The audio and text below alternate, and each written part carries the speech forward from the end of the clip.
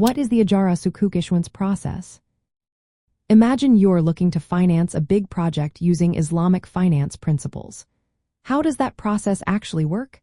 Today, we're breaking down the steps involved in issuing Ijarah Sukuk, a popular Islamic financial instrument based on leasing. This process is carefully designed to follow Islamic rules and ensure transparency for investors. It all starts with the entity needing funds, called the originator. They hire a consultant to help design the structure of the sukuk and make sure it complies with Islamic law. The consultant prepares a report explaining how the financing will work, including details about the assets involved, the lease terms, and future financial projections. This report is important because it shows that the plan follows Islamic principles and is financially sound. Next, the report undergoes review by auditors to confirm it meets all Islamic finance rules. They check that the assets are suitable for leasing and that the structure is compliant. After that, negotiations happen with key parties like guarantors, sale agents, underwriters, and market makers. These parties agree to their roles and sign standard forms to formalize their acceptance. Once everyone agrees, the process moves to regulatory approval. The originator submits all necessary documents, including the financing plan and asset details, to the Securities Regulatory Authority. This could be a Securities Exchange Commission or a similar body. If everything checks out, the regulator issues a permit to proceed with the sukuk issuance. The next step involves creating a special purpose vehicle, or SPV. This is a separate legal entity that will issue the sukuk certificates. The originator sells the assets to the SPV at an agreed price, usually the market value.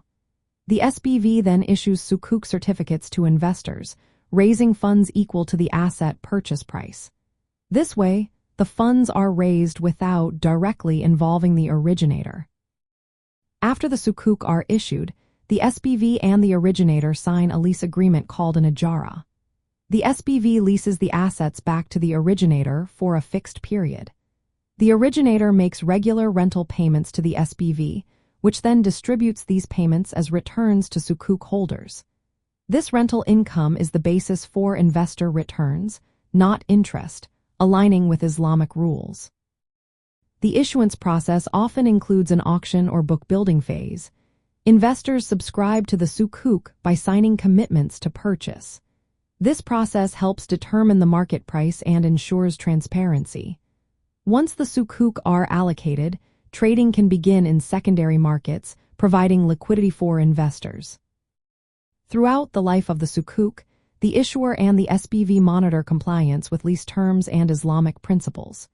They ensure the assets are properly maintained and that rental payments are made on time.